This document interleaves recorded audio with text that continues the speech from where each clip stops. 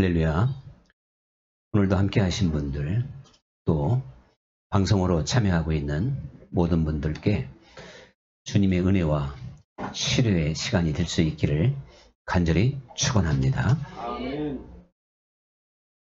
이 아담과 하와가 선악과를 먹게 되므로 선악을 알게 되었다고 그랬습니다. 그런데 선악과를 먹은 결과는 타락이고 또한 사망에 빠지게 된 것인데, 선악을 알게 됐다? 이게 우리가 조금 이해하기가 어려울 수도 있을 겁니다. 우리는 분명 선악을 알게 됐다면 그거 얼마나 좋은 거냐, 그렇게 생각이 되겠죠?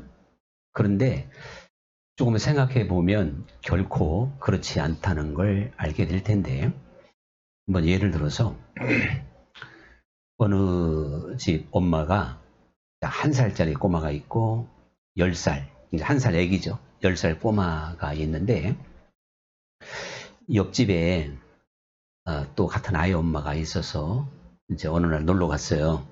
재밌게 놀고 집으로 이렇게 왔는데요. 이 1살 애기 손에도 아주 빛나는 장난감이 들려있고, 또 10살짜리 꼬마에게도 아주 그중에 가장 좋은 이 장난감이 딱 들려있는 거예요. 이 엄마가 깜짝 놀랐겠죠? 그러면 이 엄마는 분명히 1살짜리 아기에게는 아무 소리 또한 질책을 할 수가 없는 거죠.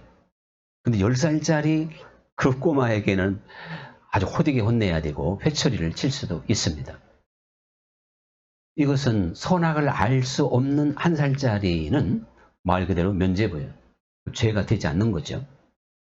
그런데 선악을 분명하게 분별할 수 있는 이 10살짜리는 엄마에게 혼날 수밖에 없다, 그런 이야기입니다. 그러니까 하나님께서 선악과를 먹지 말라고 하신 건, 그 선악과를 먹게 되면 너희가 선악을 분별하게 돼서 하나님이 뭔가 선악에 대한 여러 계명, 결국은 율법이 탄생할 수밖에 없고 율법 아래 놓여지는 인생이 돼버리고 마는 거거든요. 그런데 이 선악을 알게 된 아담과 하와의 결과가 어떻게 됐냔 말이죠.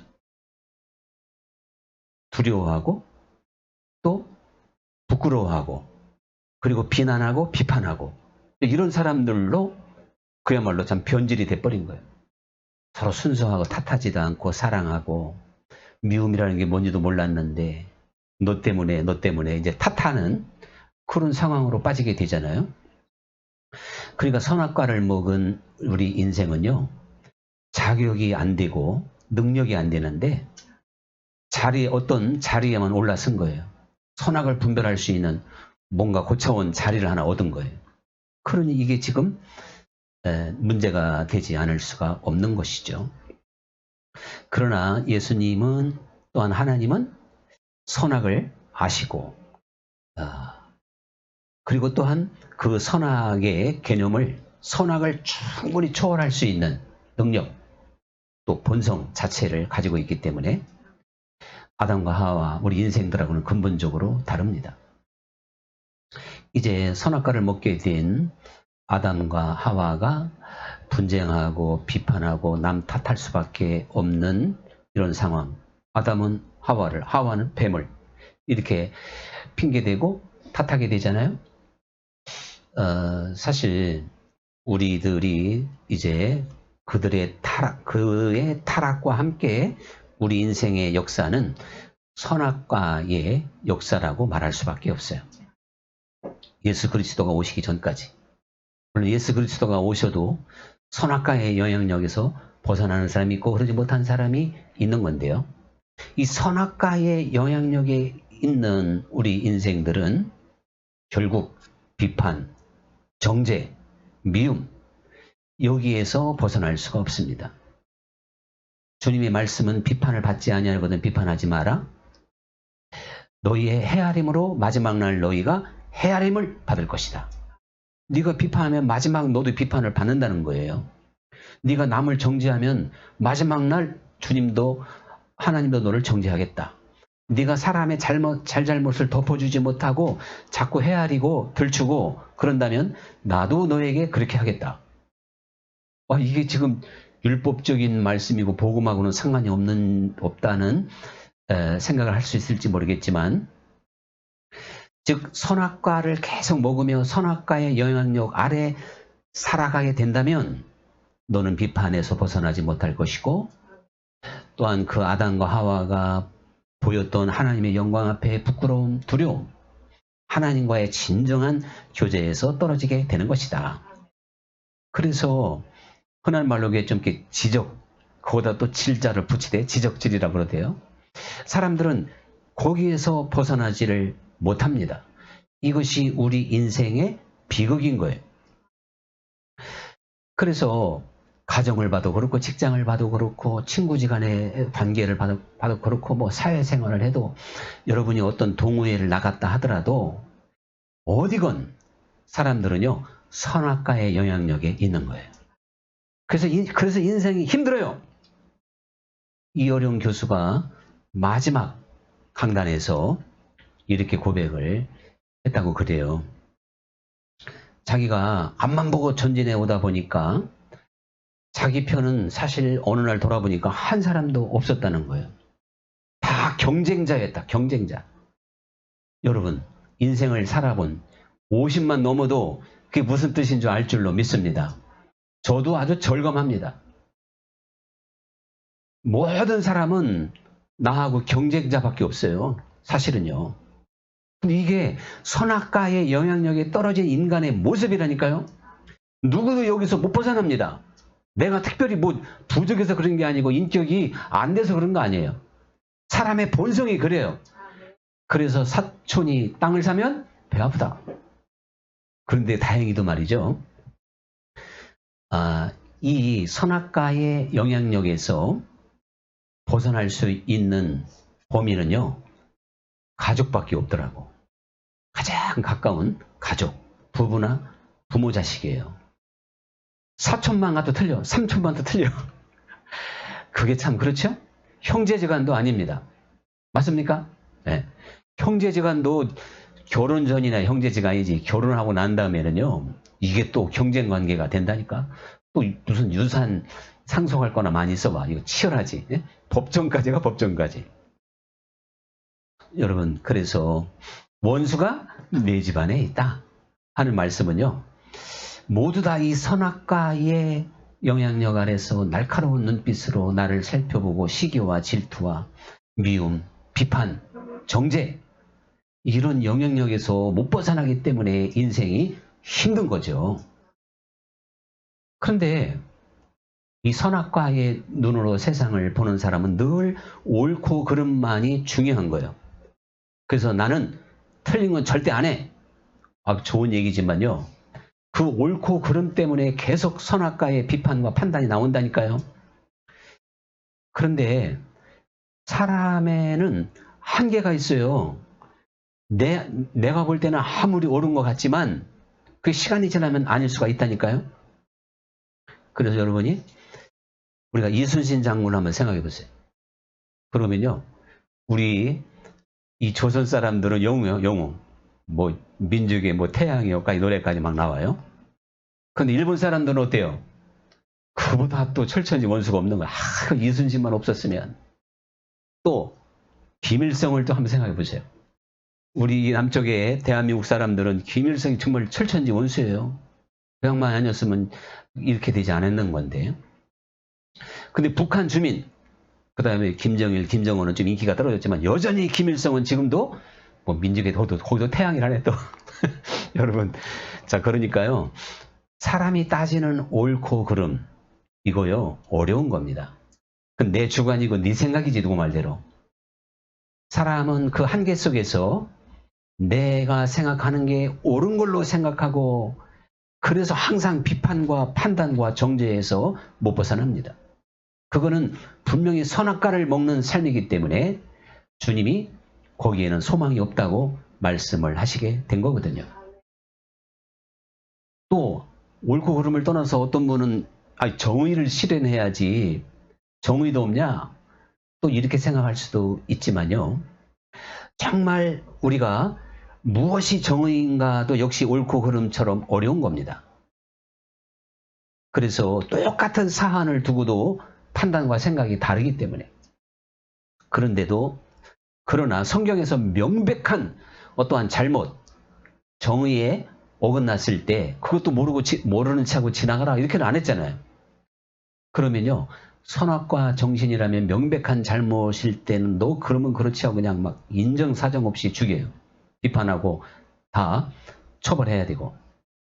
그런데 생명나무의 정신으로 보면요. 1대1로 정말 사랑하는 마음으로 권면하는 겁니다. 당신이 이거 좀 잘못하는 것이고 이거 고쳐야 됩니다. 그리고 가기 전에 정말 기도해야 돼. 그리고 사랑하는 마음이 없으면 가면 안 돼요. 정죄하고 싶은 마음이 있을 때는 말하면 안 되는 거예요. 정말 그 영혼을 불쌍히 여기는 마음으로. 그것 때문에 용령 죽겠는데 그렇다고 내가 말 안 하면 이게 지금 물에 빠진 사람 안 건진 거랑 똑같은 거예요. 그러니까 정의를 실현하기 위해서 권면해야죠. 그래도 안 들으면 두세 사람, 그래도 안 되면 교회, 그래도 안 들으면 이방인처럼 여겨라. 이게 생명나무의 정신인 줄 믿습니다. 근데 선악과 정신은 그냥 즉각적이요. 생각할 것도 없고 변명할 기회도 안 주고 내가 법이고 내가 최고고 이렇게 무서운 생각을 가지고 그 열매 아래 거의 다 살아가는 겁니다. 그러니 여러분 우리가 지금 양이 이리 가운데 놓여 있는 거예요. 날마다 상처받을 일 많고 날마다 무서운 독이 나를 죽이려고 그러고 삼키려고 그러고 있죠? 그래서 저는요 가만히 생각해 보니까 제가 평생에 저한테 제가 가장 상처 많이 받은 사람이 누굴까요? 제가 참 웃기게도 우리 집 사람인 거야. 우리 집 사람이 사수하네 자기라고 이렇게. 그럼 또 우리 집 사람한테 물어보면 뭐라고 할까요? 오 목사 당신이 어떻게 그럴 거 아닙니까? 이 땅에 많은 자녀들이 있는데 우리 아들이 누구에게 어느 부모에게 가장 많이 상처를 받았을까? 얘기할 것도 없이 줘요. 그래서 원수가 내 집안에 있다. 이제 이런 말씀 이렇게 이제 말씀도 주님이 하시게 됐는데요. 여러분 우리는 옳고 그름에도 정답을 가질 수 없고 정의를 실현하는데도 정답을 찾을 수 없는 우리 인생들인데요. 그렇기 때문에 주님께서는 생명나무의 열매를 먹는 삶을 살으라고 말씀하고 있는 줄 믿습니다. 이 생명나무는 선악과하고는 전혀 반대라고 하는 걸 쉽게 우리는 생각해 볼 수가 있을 겁니다. 생명나무의 열매는 이해해주고 감싸주고 덮어주고 용서해주고 결론은 사랑이 바로 생명나무의 열매인 줄 믿으시기 바랍니다. 이 아담과 하와를요 에덴 동산에서 하나님은 추방할 수밖에 없었어요. 그냥 용서해 주시고 하시면 안 되나? 아니면 참 그 생명나무가 있으니까 그 생명나무 열매를 먹게 해서 안 죽게 하면 안 될까? 뭐 이런 생각을 할 수도 있을지 모르지만 근데 우리가 이제 성경에 보면 아담과 하와가 범죄하기 전이나 범죄한 후에도요 생명나무 열매는 안 먹은 것 같아요. 왜? 동산 중앙에 선악과하고 생명나무 딱 두 개가 돋보였어요. 근데 하나님이 선악과는 절대 먹지 말라 그러니까 그 옆에 있는 생명나무도 겁이 나서 아예 손을 안 댔던 것 같아요. 어찌됐든지 간에 그 생명나무의 열매를 먹지 않았는데 이 아담과 하와가 만약에요 범죄한 이후에 생명나무 열매를 먹게 되면 어떤 사람들이 되냐면 타락한 본성 그러니까 선악과의 기질을 가지고요 죽지도 않고 영원히 사는 거예요. 그럼 여러분 그거 얼마나 힘든 거예요. 참 사람은 어떤 때는 자기 때문에 세상이 힘들 때도 있는 거거든요. 그렇기 때문에 지금 선악과의 그 영향을 받았던 이 아담과 하와가 말이죠. 그 생명나무의 열매를 먹게 되면 육신이 영원히 죽지 않는다니까요. 그게 생명나무였어요. 그러면 육신이 안 죽고 영원히 살면 타락한 그대로 막 미워하고 질시하고 원수 맺으며 그렇게 살아가야 되는데 그거 얼마나 비참한 인생이냔 말이죠. 그래서 내쫓고 화영금을 두르고 생명나무 열매를 먹지 못하게 만들었습니다. 근데 여러분, 항상 성경은 예수 그리스도를 보여준다 그랬죠? 그 생명나무는 누구를 가리키는 거냐? 쉽게 알겠죠? 바로 예수님이세요. 예수님은 살리는 분이고 용서하는 분이잖아요. 그러니까 예수 그리스도 참 생명나무가 마침내 때가 되어 이 땅에 오신 겁니다. 그러므로 여러분, 예수님을 믿어 그리스도인이 된다고 하는 건요, 말 그대로 영생을 얻는 거잖아요. 그러니까 예수님으로 말미암아 선악과를 먹고 선악과의 영향력을 받을 수밖에 없는 사람들을 구원해 내시는 분이 예수님인 줄 믿습니다. 그러니까 율법 아래에 있는 우리를 복음 아래로 인도하는 건데, 그러니까요, 예수님은 생명나무의 그 능력으로 우리를 하여금 돌이켜 어린아이가 되라는 게 바로 그런 의미가 되는 거예요. 비판할 수밖에 없고 정죄할 수밖에 없고 미워하고 원망하고 낙심하며 살 수밖에 없는 우리들을요, 치료하시고 회복시켜 주셔서 기뻐하고 감사하고 사랑할 수 있도록 해주시는 줄 믿습니다. 이걸 주님이 하는 거지 사람이 노력해도 됩니까? 지난주에 사마리아 여인이 생명수를 먹고 나니까 달라졌죠. 세상과 사람이 사랑스럽다 그랬죠. 그게 바로 이제 생명과일나무를 먹은 거예요. 예수 그리스도로. 그러니까 이 생명과일나무는 생명수와 같은 거고 바로 성령이라는 말이죠. 성령을 우리에게 주셔서 우리로 하여금 이제 생명나무의 열매를 맺으며 살아가게 해 주실 줄 믿습니다. 선악과의 열매는 지금까지 말한 거예요. 생명나무의 열매는 성령의 9가지 열매를 통해 비롯해서 그 얼마나 아름다운 열매입니까? 예수님께서 현장에서 간음중에 잡힌 여인, 이게요, 그동안에는 선악과의 영향력에 있었던 사람들에게는 당연히 죽음밖에 없는 거예요. 생명나무의 그 세계를 상상을 할 수 없었기 때문에 예수님이 어떻게 처리할 줄을 몰랐겠죠. 당연히 돌로 쳐라 할 줄 알았는데 끌고 와가지고 예수님의 답은 천만 뜻밖에도 지금까지 한 번도 들어보지 못한 답을 주신 거예요. 그게 바로 생명나무의 능력인 줄 믿습니다.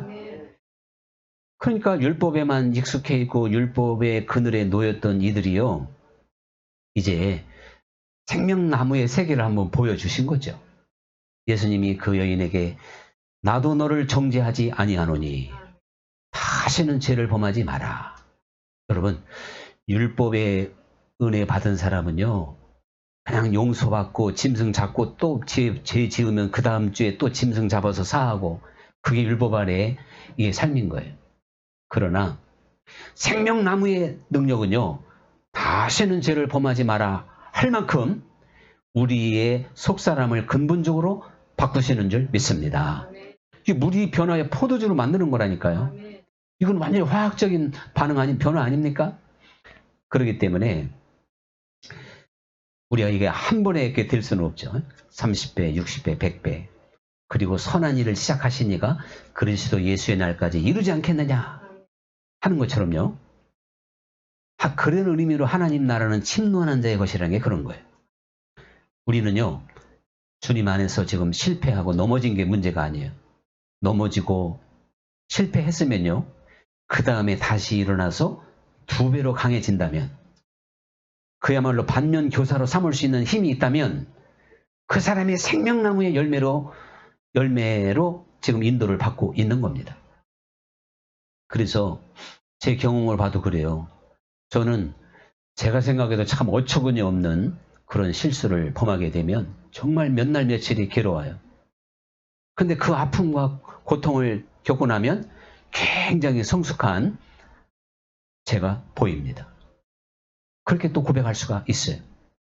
그래서 저도 어떻게 보면 한국 나이로 한 30부터 이렇게 웨슬리 사상에 깊이 빠지면서 어떤 웨슬리가 이해한 성경 사상, 어떤 영적 깊이, 이것으로 달려왔어요.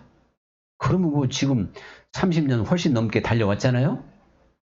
그런데도 참 그 성장은 더디더라고요. 근데 하나님께서 그 모든 것들을 관용하시며, 역시 하나님은 생명나무의 본체시기 때문에 우리를 품어주시고 용서하시며 이끌어 주신 줄로 믿습니다. 그래서 예수님이 세리와 창기들도 껄김없이, 아니 그 율법 아래에 있는 사람들은요, 세리와 창기 말도 안 붙여. 밥도 안 먹고 그 집에 들어가지도 않아요. 그러나 생명나무의 영향력에, 생명나무이신 예수님은 세리의 집에 들어가서 밥도 잡수시고 함께 대화하시고 창기들과도 함께 대화할 수 있는 그런 놀라운 세계를 그들에게, 율법 아래에 있는 이들에게 보여줬잖아요. 그러면서 7번씩 70번이라도 용서해 주어라. 자, 그렇게 말씀을 하시게 된 겁니다.